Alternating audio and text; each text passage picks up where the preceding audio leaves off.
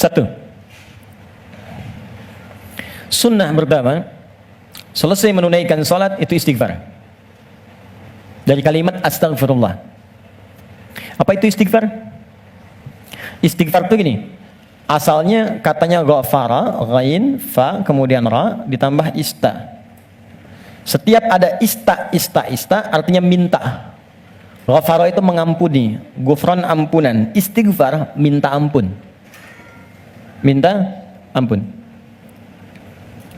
Di dalam Al-Quran, kalimat ghafara dan turunannya disandingkan dengan dosa. Dosa. Ya, turunan dari ghafara, ghafir. Ya, Quran surah 40 ayat 3. Ghafiridz dzambi wa qabilit taubi. Dari ghafir ada ghaffar, ghaffar. Quran surat Nuh ayat ke-10. Faqultu astaghfiru rabbakum innahu kana ghaffara. Dari situ ada ghafur. Pernah dengar kata ghafur? Innahu huwal ghafurur rahim. Ada ghafir, ada ghaffar, ada ghafur. Semuanya menunjuk pada nama Allah yang mengampuni orang berdosa dengan semua tingkatan yang berbeda-beda. Kalau dosanya relatif kecil, tapi maaf, sekecil-kecilnya dosa juga. Kalau dosanya relatif kecil, ghafir. Agak menengah, ghaffar. Maaf, semakin terkumpul, ghafur diturunkan. Sampai manusia dipaksa, sebanyak apa sih dosamu? Kalau aku sudah turunkan nama yang paling tinggi untuk mengampuni semua dosa, dan engkau belum taubat juga, berarti bukan aku yang salah, kata Allah. Kamunya yang gak pengen berubah.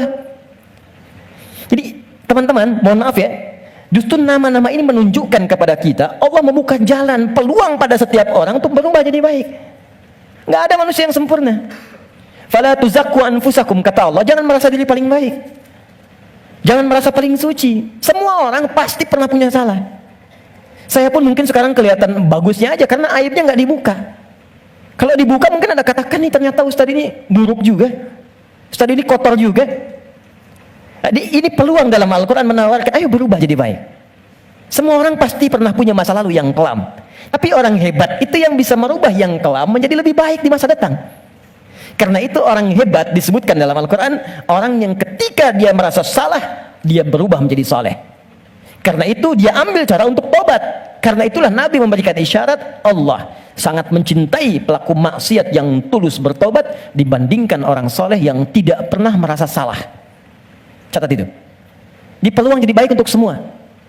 Jadi teman-teman pun kalau ada yang ingin taklim, jangan dilihat siapa dia. Oh dia ini, dia itu. Mungkin bergabung, barangkali dia lebih soleh dari orang yang pernah datang sebelumnya. Datang, rangkul, doakan. Insya Allah jadi baik. Ini turunkan. Tapi yang paling menarik teman-teman sekalian, nah fungsi istighfar yang pertama, kita minta ampun, artinya ada dosa. Dosa apa yang terjadi pertama kali pada orang yang baru selesai sholat? Kata para ulama, jangan berpikir yang besar-besar dulu. Mungkin dosa besarnya yang pertama kali terjadi pasca sholat, dosa yang harus ditutup dengan istighfar itu, dosa kurang khusyuk dalam sholat. Waktu diminta sholat khusyuk kan? Kata Allah suruh khusyuk kan? Wasta'inu bisabri wassalah wa innaha lakabiratun illa 'alal khasyin. Ayo salat, salat yang khusyuk. Hafidhu 'ala salati wa salatil wusta wa qumu lillahi qanitin. Quran surah kedua ayat 238. Kata Allah kalau kamu salat yang khusyuk ya. Tapi berapa banyak dari sekian salat yang khusyuk? Bahkan baru takbir sudah kurang khusyuk. Allahu akbar, katanya Allah yang akbar. Katanya Allah yang besar. Tapi kok tiba-tiba pekerjaan jadi besar? Update status jadi besar. Ya. Media sosial jadi besar, kendaraan jadi besar. Allahu Akbar ingat mobil, Allahu Akbar ingat IG, Allahu Akbar ingat Facebook. Berarti kan sudah keluar dari konten kekhusyuan, kan? Nah, kita bisa tutupi. Jadi yang kurang-kurang dalam salat itu, salah satunya diampuni oleh Allah kekurangan itu dengan istighfar. Jadi istighfar yang pertama kita lakukan bisa menutup kekurangan-kekurangan dalam salat yang kita kerjakan. Jadi kalau ada yang kurang khusyuk dalam salat, selesai itu dengan istighfar kita. Astagfirullah, astagfirullah, astagfirullah. Paham sampai sini? Oke, satu. Dua, bagaimana bacaannya?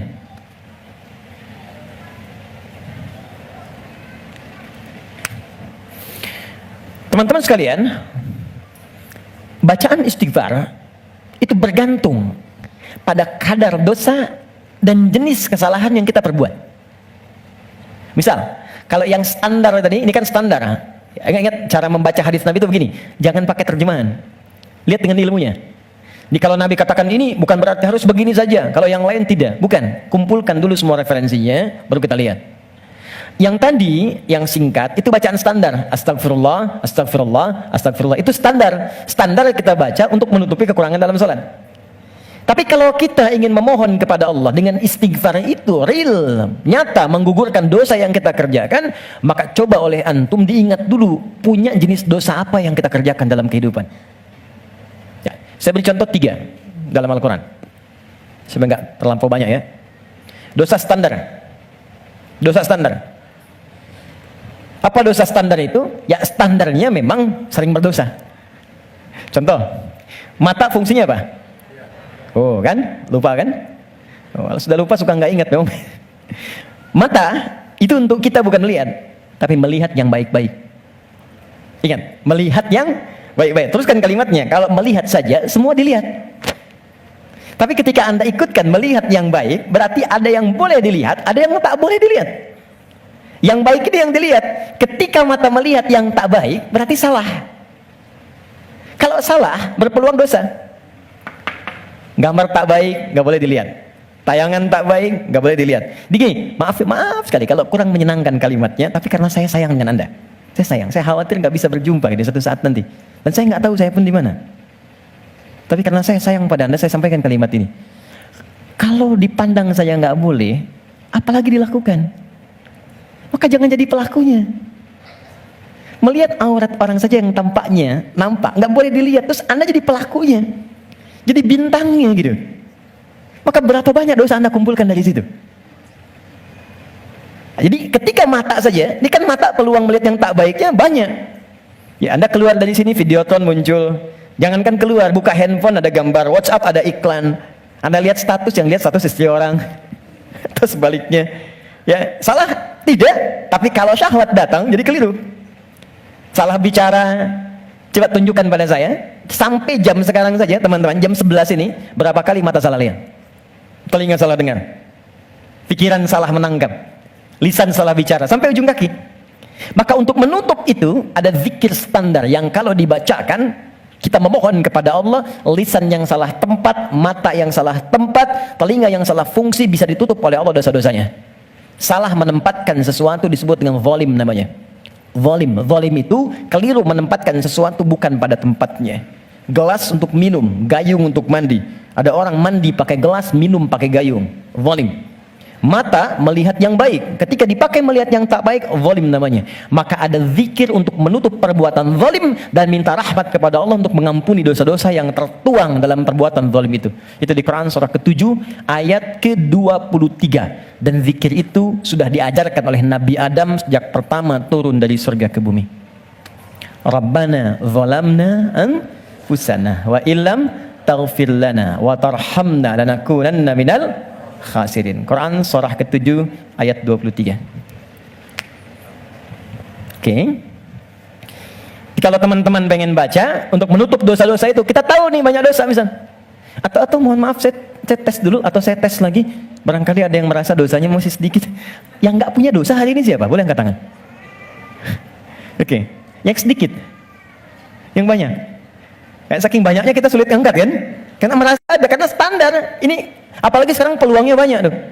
Saya barusan protes tuh di pagi tadi. Saya mengingatkan pada media-media. Kenapa sih sekarang banyak menampilkan yang buruk-buruk tayangannya? Sehingga jadi tutorial maksiat gitu. Sekarang maksiat tuh ada tutorialnya. Coba, Allahu Akbar. Saya di jalan aja mau ke sini, buka berita isinya pembunuhan, perampokan, gini itu. Apa nggak ada yang baik-baik diberitakan?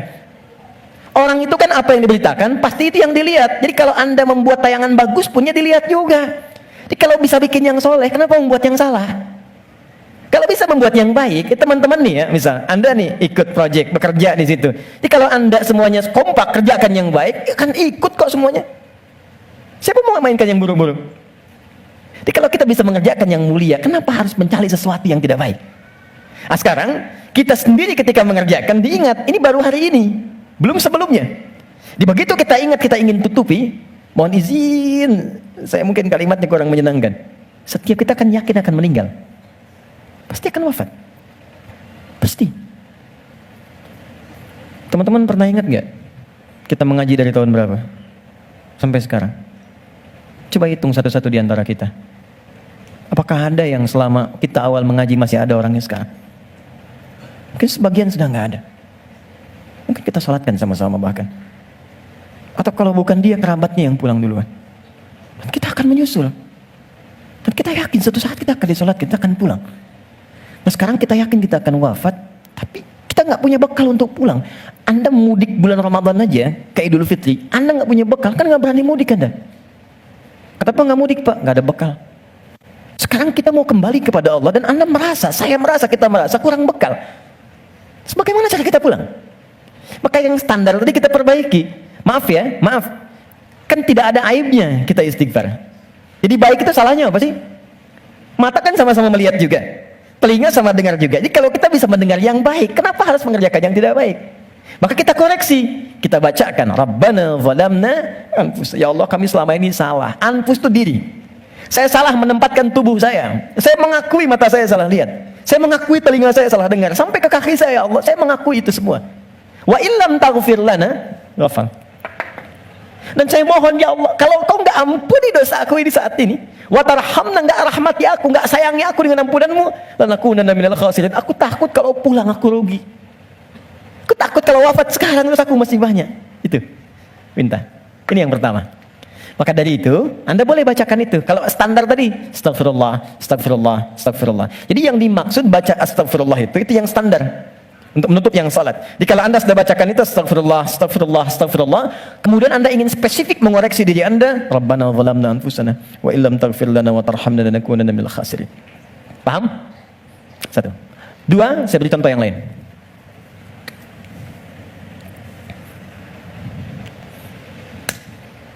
Ada zikir istighfar yang terkait dengan kurang sabarnya saat mendapati ujian.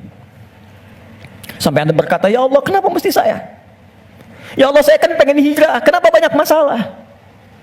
Ya Allah, kenapa pekerjaan saya nggak pernah sukses? Ya Allah, kenapa rumah tangga saya jadi begini? Saya kan pengen berubah. Itu pernah terjadi di masa Nabi Yunus alaihissalam. Nabi Yunus Dzannun pernah diuji oleh Allah. Jadi Anda bayangkan, Nabi aja yang jelas surganya itu diuji. Masa kita yang belum jelas surganya nggak pengen ujian? Oke. Jadi teman-teman sekalian, kita kembalikan Quran surah ke-21 ayat 87 sampai 88. Wa dhannuni idh dhahaba mughadiban wa dhanna an lan naqdir alayhi.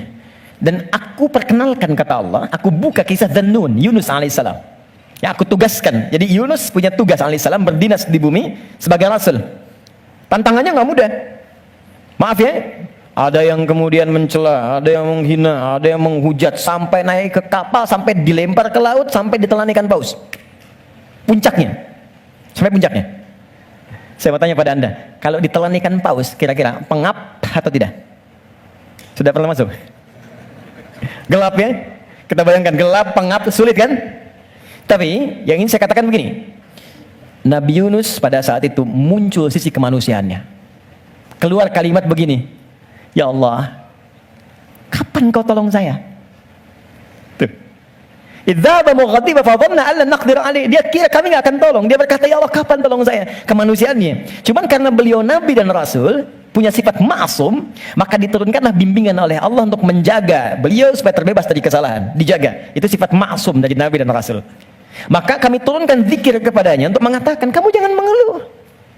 Ini ujian. Maka diajarkan zikir oleh Allah untuk mengentaskan keluh kesahnya. Setelah keluh kesah hilang, maka semua kenikmatan didatangkan kepadanya. Tapi yang paling menarik, di ujung ayatnya ditutup, akan ada orang beriman melakukan keluhan yang sama di masa depan.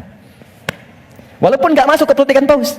Makanya kalimat Allah ketika membebaskan Nabi Yunus dari perut ikan paus setelah berzikir itu, kalimatnya fastajabna lahu fanajjainahu minal ghamb. Kami cepat jawab doanya. Jadi begitu berzikir, dikabulkan oleh Allah, ditutup semua dosa-dosanya. Dosa mengeluh ditutup, dosa seakan menyalahkan Allah ditutup. Ketika ditutup, kami selamatkan dari kesulitannya, kami limpahkan rezeki yang pernah dirasakan oleh ia sebelumnya, bahkan lebih. Tapi belum selesai ayatnya. Wa kadzalika nunjil mu'minin. Demikian pula kalau ada orang beriman tanpa batas di masa depan, umat siapapun ia, mengeluhkan peristiwa serupa, kalau dia melakukan zikirnya, aku lepaskan dari kesulitan yang menghimpit, aku berikan kebahagiaan tanpa batas. Saya tanya pada Anda, pernah nggak ada yang mengeluhkan ujian Allah dalam pekerjaan misalnya? Di rumah tangga, ya Allah kenapa mesti saya? Ya Allah why me? Kata Allah why not? Ya Allah kapan ini berakhir? Sebentar lagi. Ya Allah, ya Allah, ya Allah kenapa saya? Ya Allah saya kan pengen baik. Udah pengen hijrah bagus, datang ke masjid tampilan bagus, sendal paling bagus, pulang hilang sendal. Ya, ada aja gitu kan? Dan kita menuntut. Ya kata Allah tuh, kamu ini bagaimana? Nabi dulu aja diuji. Tapi Allah turunkan zikir untuk menghilangkan itu semua. Sebelum sampai pada zikirnya, teman-teman sekalian, Allah turunkan standar menghadapi ujian semacam ini. Ini pernah saya sampaikan sebelumnya. Jadi untuk menguatkan teman-teman dan saya, serta kita semua, ini standar ujian tuh begini. Dan banyak kata Allah gagal melewati ujian itu bukan karena kurang pintar, tapi nggak belajar cara melewatinya. Saya bikin persamaan sebentar ya. Di situ aja, nggak apa, nggak. Saya tahu mana yang saya harus dihapus. Mana coba? Nah, saya tunjukin. Antum di situ dulu, lihat dulu. Ya, saya tunjukin ya. Bismillah. Karena antum yang orang pertama saya tes nanti. Insya Allah. Yang ini dulu. Ini tidak. Jazakallah khair. Kalau mau dipegang, boleh. Pegang dulu aja. Lihat sini. Saya bikin persamaan begini. Saya tanya dulu. Mau masuk surga? Insya Allah. Alhamdulillah. Surga. Punya persamaan. Mau dekat dengan Allah? Alhamdulillah, Masya Allah. Dekat dengan Allah. Baik. Mau dapat ujian? Kok jadi lemas? Mau punya masalah enggak? Enggak. Maaf ya, cuman sayang. Persamaannya tertulis demikian. Surga dekat dengan Allah. Ternyata kuncinya disebut dengan sabar. Kuncinya apa? Sabar. Ketika seorang masuk surga, maka kalimat pertama dari malaikat ucapannya selamat karena Anda punya kunci sabar untuk masuk ke sini. Itu di Quran surah ke-13 ayat 24. Salamun alaikum bima sabartum fa ni'ma uqbaddar. Selamat Anda sabar. Karena punya sabar, Anda bisa menikmati segala kenikmatan yang telah dipaparkan di surga ini. Yang ingin dekat dengan Allah, ternyata kuncinya pun serupa, sabar. Dalilnya Quran surah kedua ayat 153. Innallaha ma'as sabirin. Allah bersama orang-orang sabar. Di saya membuat persamaan begini. Surga sama dengan dekat dengan Allah sama dengan sabar. Sekarang persamaan sabar dalam Al-Quran, sabar bersanding lurus dengan ujian, dengan masalah. Ujian, masalah. Dalilnya Quran surah kedua ayat 155, paling kiri sebelah atas. Wala nabluwannakum bisyai. Kami akan uji siapapun yang hidup. Jadi sepanjang hidup pasti akan mengalami ujian. Kalau persamaan berikutnya, ujian sama dengan hidup. Jadi kalau kita baca persamaan secara terbalik, orang hidup pasti mendapat ujian. Persamaan terbaliknya, orang yang tidak ingin dapat ujian sama dengan tidak ingin hidup. Nah, sekarang saya tanya lagi, siapa yang tidak ingin punya masalah? Boleh angkat tangan? Terus Anda maunya apa?